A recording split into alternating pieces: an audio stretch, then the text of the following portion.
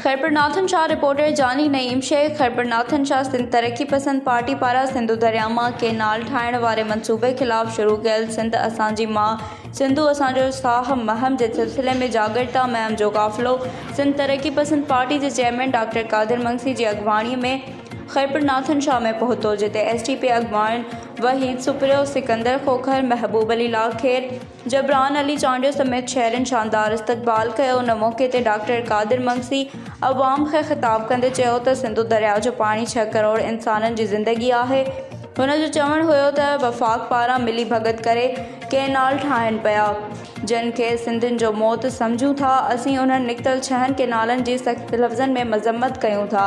उहे केनाल सिंध खे हरगिज़ क़बूल न आहिनि। सिंधु मां केनाल कढी सिंध जी ज़रख़ीज़ ज़मीन खे बंजर बणाइण जी साज़िश आहे। हुक्मरान धुरिन जे उन साज़िश खे नाकाम बणायो वेंदो।